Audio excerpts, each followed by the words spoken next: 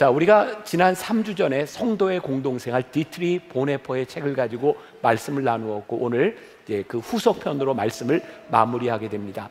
성도에 대한 공동생활에 대한 이야기를 하는데, 사실 제가 예배 순서에는 없었는데 9시 50분 예배에 말씀을 나누고 함께 불렀던 찬양 중에 우리가 잘 아는 찬양인데 너무 좋았어요. 그래서 말씀 나누기 전에 찬양을 같이 부르고 하면 훨씬 더 좋겠다는 생각이 들었어요. 사랑의 주님이 날 사랑하시니, 우리 잘 아는 찬양이거든요. 한번 불러봅시다.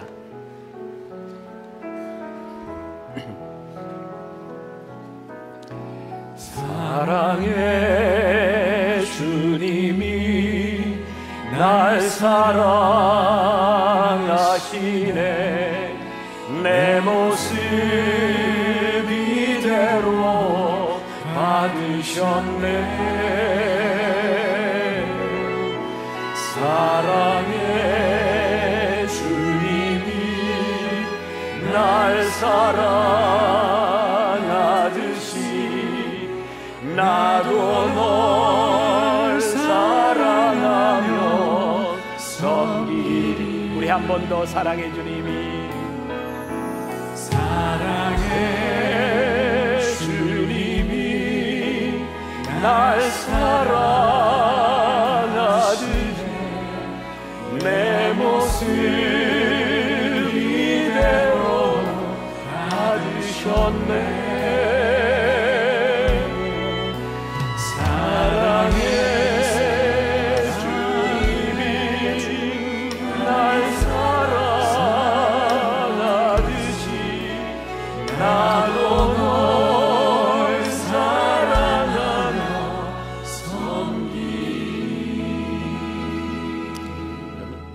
찬양을 부르면서 옆에 있는 사람 손을 한번 꽉 잡아주고 그런 생각 안 드세요? 정상적인 사람이면 그런 생각이 들 것 같은데, 그렇다고 아무나 잡으면 안 돼요. 잡아도 괜찮은 사람만 우리 한번 사랑의 주님이 날 사랑하듯이 우리 형제자매를 사랑하며, 사랑의 주님이 날 사랑하시네. 내 모습 이대로 받으셨네. 사랑의 주님이 날 사랑하듯이 나도 널 사랑하며 섬기리. 우리 한 번만 더 사랑해 주님이, 사랑의 주님이 날 사랑하시네. 내 모습 이대로 받으셨네. 사랑의 주님이 날 사랑하듯이 나도 널 사랑하며 섬기리.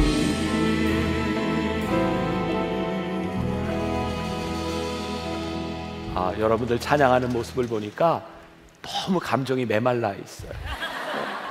이런 찬양을 하는데도 이런 분위기 제가 알고 이제 말씀을 나누려고 할 텐데, 제가 오늘 새벽에 14시간 비행기 타고 도착했거든요. 제가 피곤할까요? 안 피곤할까요?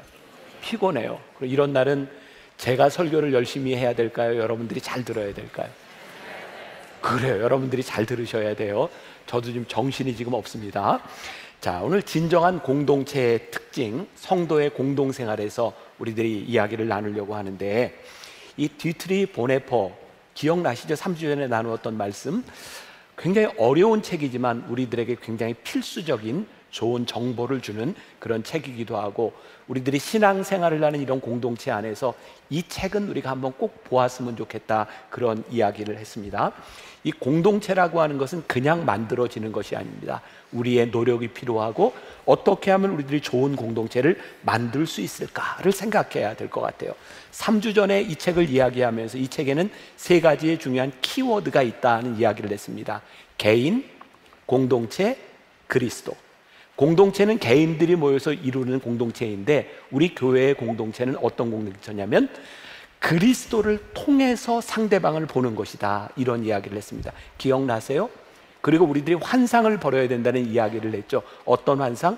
공동체를 통해서 내 이상을 실현하려고 하는 환상을 벌여라. 공동체는 나의 이상을 실현하는 것이 아니라 나를 사랑하셨듯이 나도 그리스도가 필요했듯이 그리스도가 필요한 사람이 모인 것이 공동체다, 이런 이야기를 했습니다.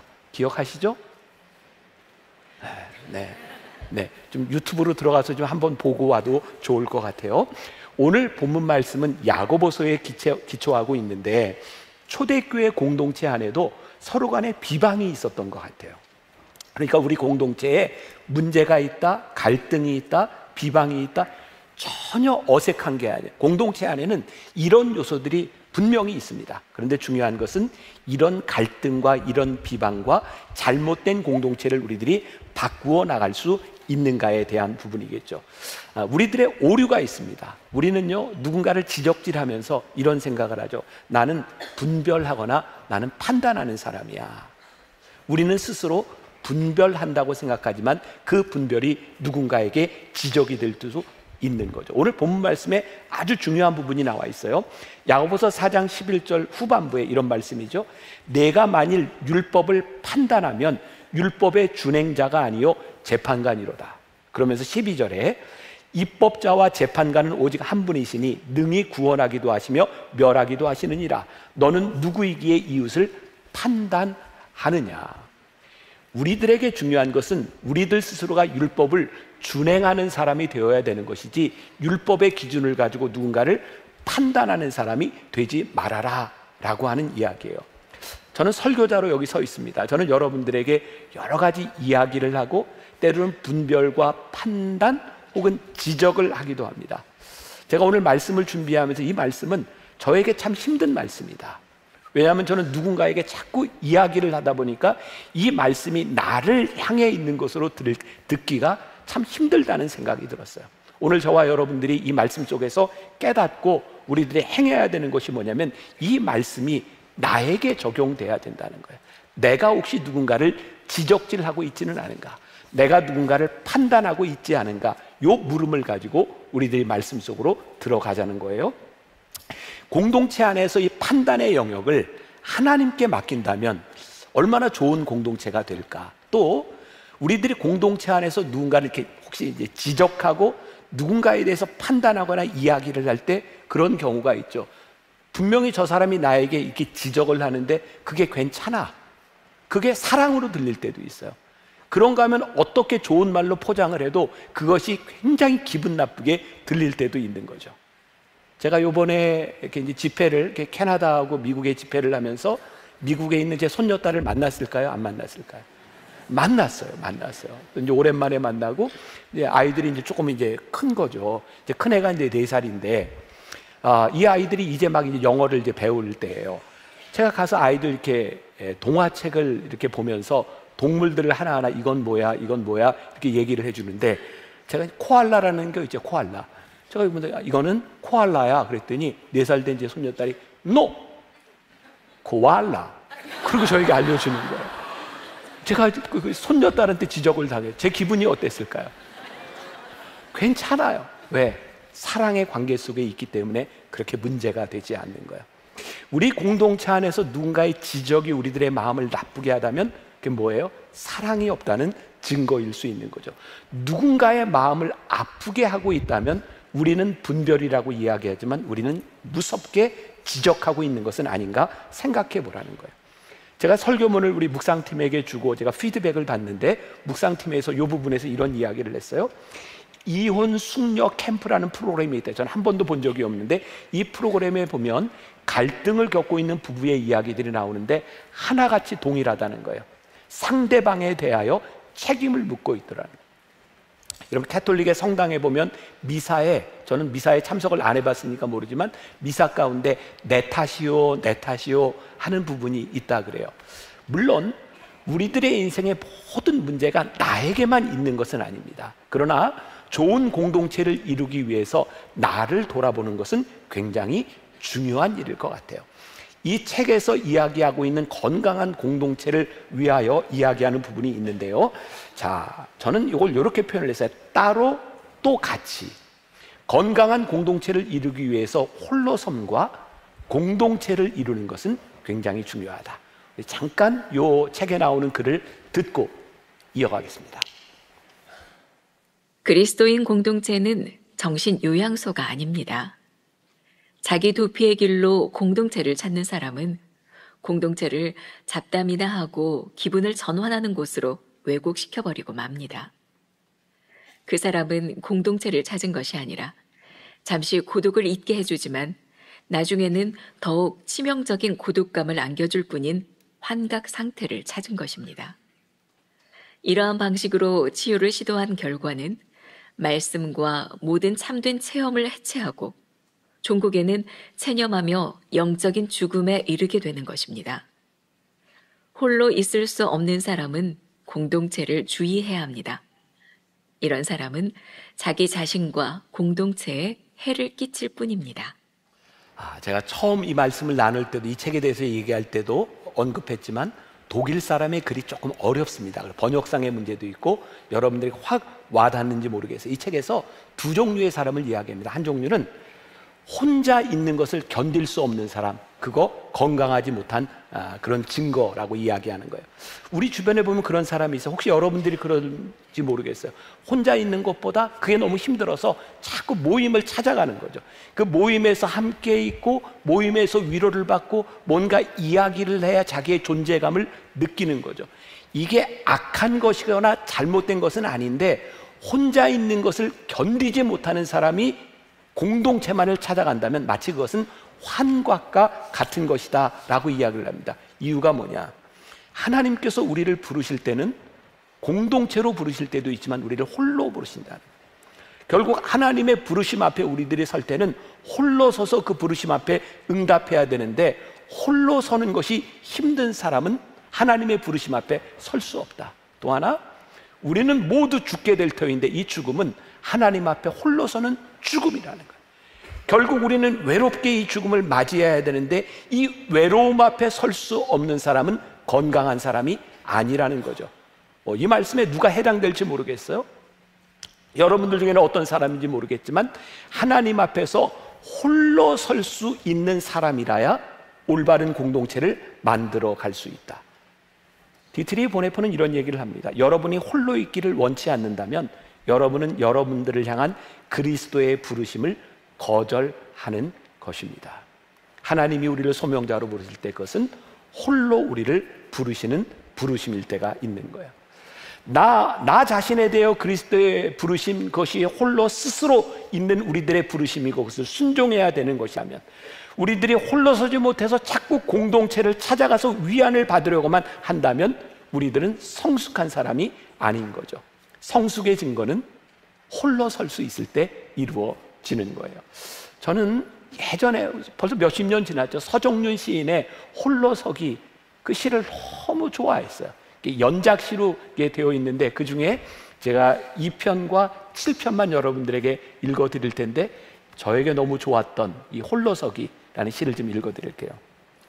홀로 선다는 건 가슴을 치며 우는 것보다 더 어렵지만 자신을 올가맨 동아줄 그 아득한 끝에서 대롱이며 그래도 멀리 멀리 하늘을 우러르는 이 작은 가슴.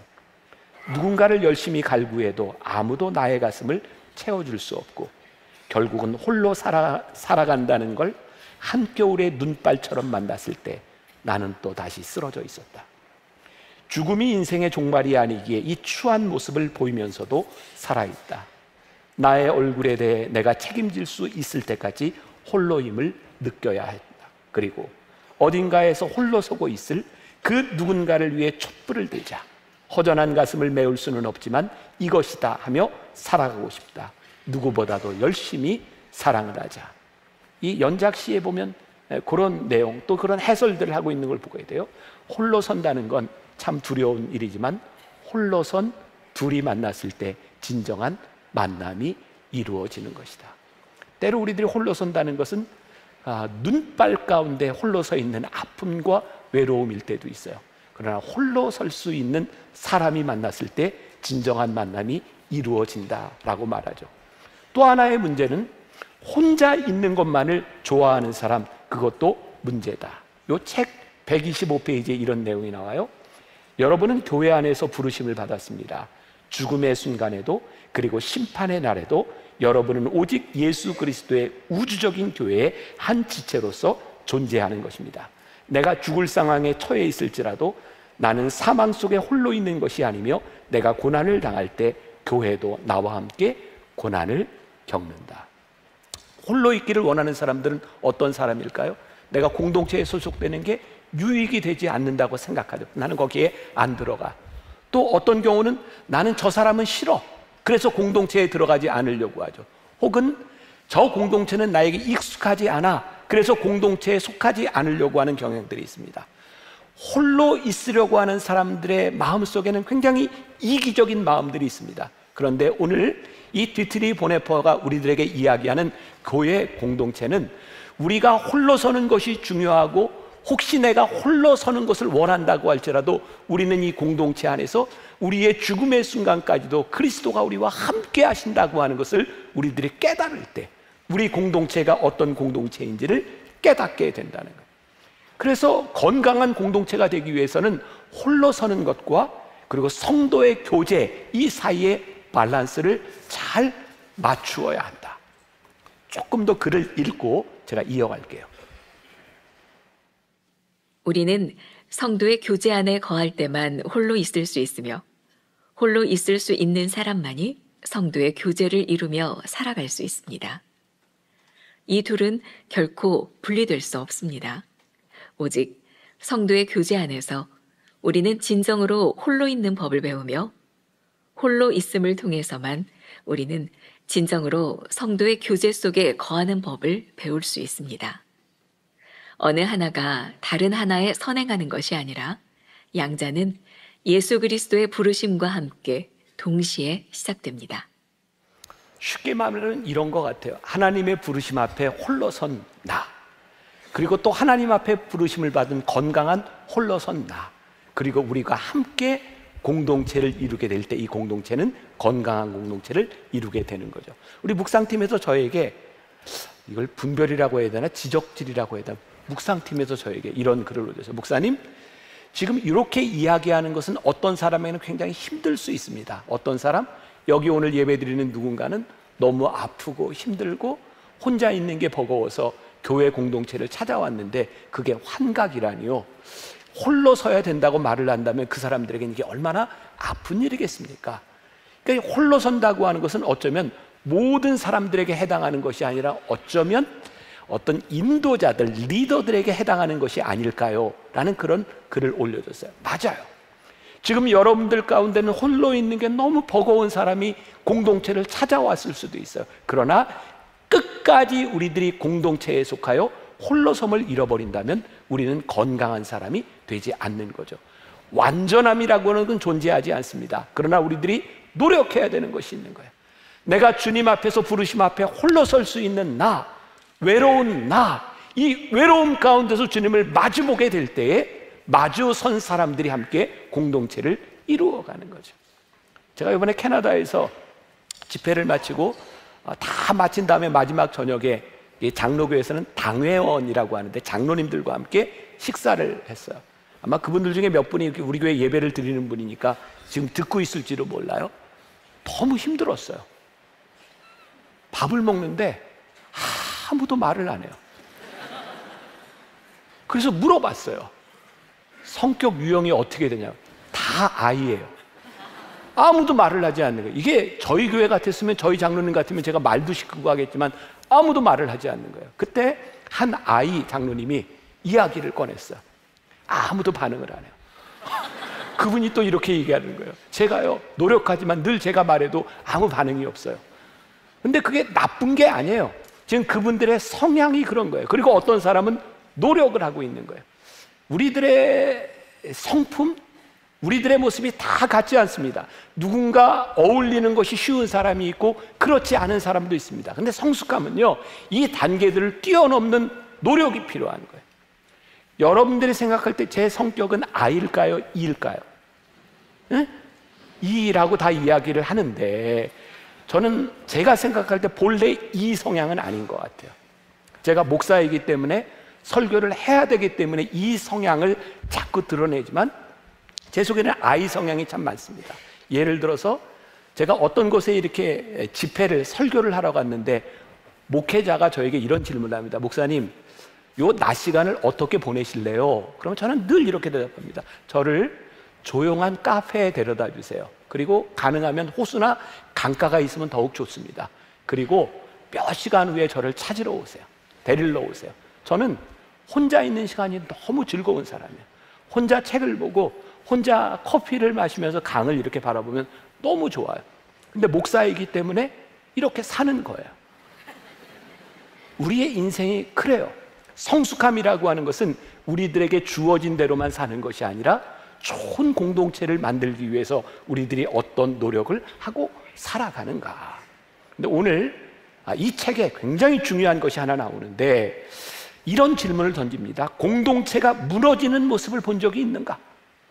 여러분들 지금까지 신앙생활을 하면서 아니 여러분들의 사회의 공동체 안에서도 그 공동체가 무너지는 모습을 본 적이 있는가? 있어요. 디트리 보네퍼는 누가복음 9장 46절의 말씀 가운데 제자 중에서 변론이 일어나니 라는 말씀을 들어서 설명을 하고 있어요. 이 구절은 언제 나오는 것이냐면 예수님께서 십자가를 지시려고 굳은 결심을 하시고 예루살렘으로 올라가시는데 그 도중에 제자들이 변론을 하는 거예요. 예수님이 영광 중에 너는 오른쪽에 나는 왼쪽에 나는 어떤 자리에 자리 다툼을 하고 있는 거죠. 이 책에 이런 표현이 나와요. 이 위험한 원수를 예의주시하고 근절해 버리는 것이야말로 공동체의 생존에 필요한 것이다. 왜 변론이 일어나고 있냐면 누군가 높은 자리에 올라가기 위하여 지금 변론을 하고 있는 거예요. 사람은 누구나 본능적으로 어떤 자리를 차지하기 위하여 노력하는 게 있는 것 같아요. 그리고 아주 나이브한 사람은 그 높은 자리에 오르고 싶은 것이 보이고 어떤 사람은 그렇지 않은 척하면서 권력을 추구하는 사람도 있는 거죠. 근데 공동체를 깨는 가장 큰 원인 중에 하나가 이 자리를 가지고 다툼을 벌이는 것이라고 이야기를 해요. 여러분, 우리가 오스왈드 챔버스의 주님은 나의 최고봉 1년 묵상할 때 저희 교회에 주신 가장 큰 축복이 뭐라고 이야기했죠? 찢어지는 빵과 부어지는 포도주가 되게 하여 주옵소서. 이 오스왈드 챔버스의 그 주님은 나의 최고봉에 보면 몇 번 그런 표현이 나와요. 그리고 저는 그 1년 동안 365일 묵상을 하면서 하나님이 저에게 주신 제일 큰 축복이 그 구절이었어요. 하나님, 제가 평생 살아가는 동안 제가 목회를 하는 동안 기꺼이 찢겨지는 빵과 부어지는 포도주가 되게 하여 주옵소서. 그것이 내 마음의 소원이 되게 하여 주옵소서. 우리들의 공동체 안에서 우리들이 겸손하게 기꺼이 찢겨지는 빵과 부어지는 포도주가 될 수 있다면 우리의 공동체가 든든하게 세워질 수 있지 않을까. 저는 오늘날 우리 한국 교회에 공동체를 허무는 일 가운데 하나가 바로 이 자리의 문제라고 생각을 해요. 우리가 참 불행한 얘기지만 마음 아픈 얘기지만 저희 감리교회뿐만 아니라 모든 교단에 교권 투쟁이 있어요. 누가 이 자리에 올라가서 이 힘을 쥐느냐. 참 신기하죠. 처음에 이런 제도가 만들어졌을 때는 교회를 섬기기 위하여 만들어졌는데 어느 순간부터인가 그 자리에 올라가는 것이 권력의 자리가 되어버렸어요. 저는 가끔 이상적인 생각을 합니다. 만일 저 자리에 있는 사람들이 권력을 휘두르는 자리가 아니라 그것이 섬김의 자리가 될 수 있다면, 너무 창피한 이야기인데 저희 교단에서도 이 조직이 만들어지고 이 교권이 만들어지면 무슨 회의를 할 때마다 회의를 하면 회의비를 받아요. 어떤 자리에 올라가면 판공비를 받아요. 그래서 그런 것들이 다 기득권이 돼버리는 거예요. 그 기득권이 섬김의 자리가 아니라 굴림의 자리가 되면서부터 교회의 공동체가 무너지고 있다. 하나님, 우리 교회가, 우리 한국의 교회가 섬김의 자리로 나아갈 수 있다면, 그 자리가 겸손의 자리로 나아갈 수 있다면 하나님, 우리의 공동체가 달라지지 않겠습니까? 제가 오늘 여러분들에게 적용에 대한 이야기를 몇 번 하게 될 거예요. 여러분들의 공동체 안에서 우리가 무엇을 향해 변론하고 있는가? 우리의 속내를 가만히 보면 누구 위에 군림하려고 하는 우리의 모습들이 있는 거예요. 다시 이야기합니다. 이 이야기를 하는 저에게 더 큰 위험성이 있는 거예요. 왜? 저는 늘 누구 앞에서 설교를 하고 누구를 가르치는 위치에 있기 때문에 저는 여러분들보다 훨씬 더 위험한 위치에 있는 거예요. 하나님이 오늘 우리들의 내면을 보게 하시는 거예요. 어떻게 우리들이 어떻게 이 일에서부터 벗어날 수 있을까? 조금 더 글을 읽고 들어가 보겠습니다.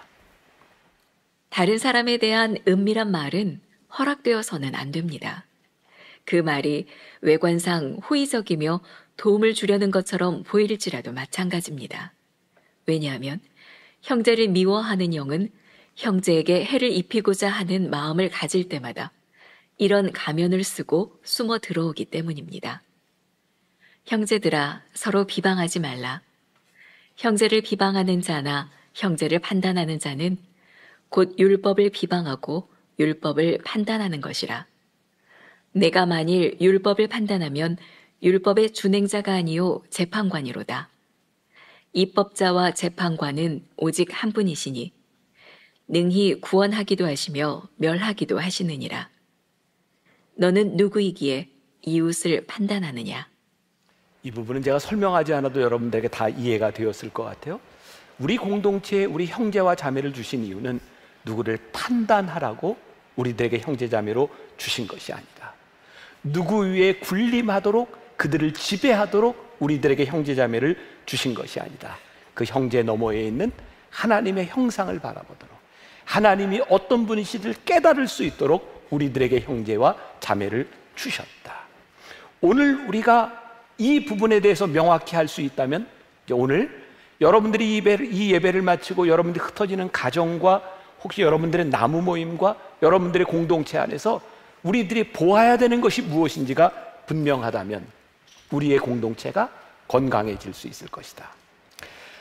제가 요즘 여러분들과 함께 나누고 있는 묵상, 제가 쓴 책이 있죠. 하나님의 시선, 3월 31일자 글에 보면 이렇게 나와 있는데 제 글이지만 좋아요. 정리가 잘 됐어요. 한번 제가 읽으면서 설명을 좀 할게요. 다른 사람의 죄가 우리 눈에 보일 때 우리는 그들을 비판하게 됩니다. 지적으로 판단할 때는 죄 지은 사람을 비판하고 저주합니다. 그러나 성령께서 우리에게 말씀하실 때는 죄를 범하는 영혼을 위해 기도하게 됩니다. 이것이 영적 주의와 영적 위선의 차이입니다. 다른 사람을 비판의 입술로 바르게 세우려고 하지 마십시오.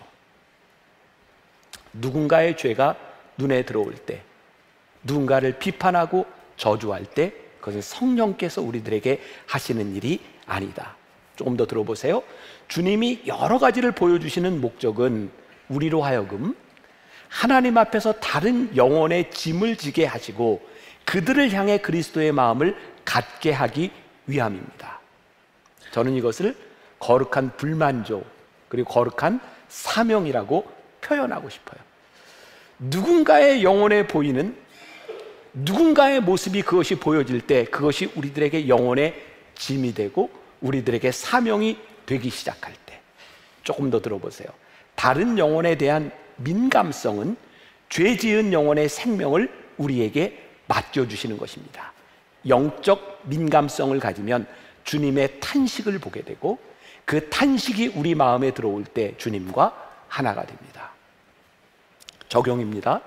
오늘 여러분들이 누군가를 만나게 될 때에 그 사람을 바라보며 탄식하게 될 때, 영적인 민감성을 가지고 아쉬운 마음을 가지게 될 때, 주님의 마음과 하나가 되고 주님의 마음이 내 속에 들어올 때 우리는 사명자가 되는 거예요. 제가 이 말씀을 저는 이제 2주 동안 다니면서 제가 준비한 원고를 가지고 계속 읽으면서 다녔거든요. 제가 이제 미국과 캐나다 한인교회를 이렇게 보면서 목회자들 만나면서 저에게 아쉬운 마음이 드는 거예요.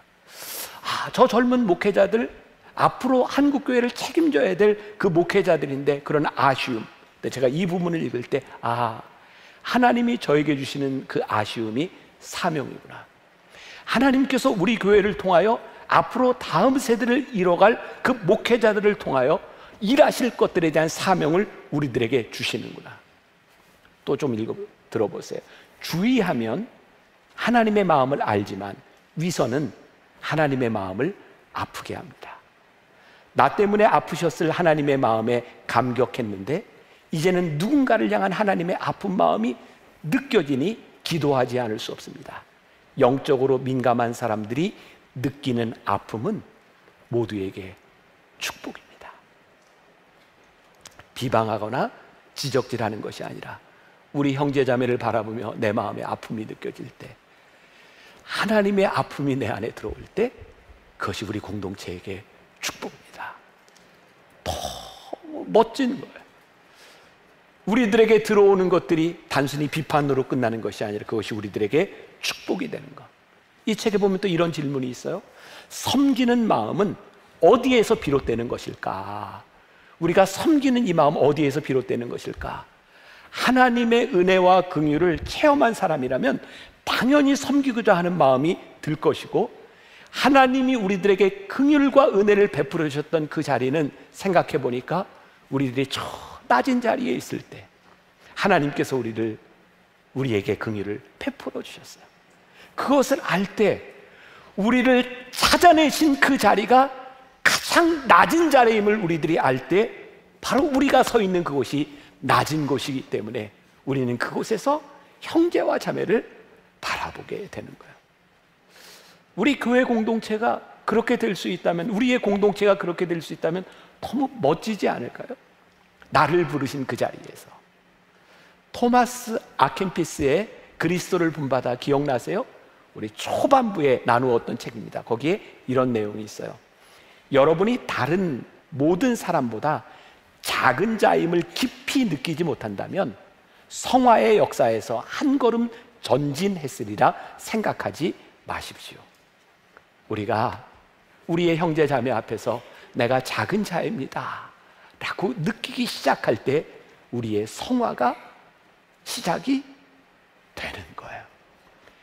우리 크리스찬 공동체는 누구 위에 군림하려는 것이 아니라 겸손이라고 하는 이름 앞에서 공동체가 생존하는 방법, 공동체 안에서 하나님을 닮아가는 방법, 형제를 있는 그대로 사랑하는 방법을 깨닫고 공동체 안에서 형제를 섬기고자 하는 사람이 있는 자리, 그게 크리스찬 공동체의 모습이에요. 말씀을 마무리합니다. 이 부분도 우리들이 한번 적용해 봤으면 좋겠어요. 제가 좀 읽어 드릴게요.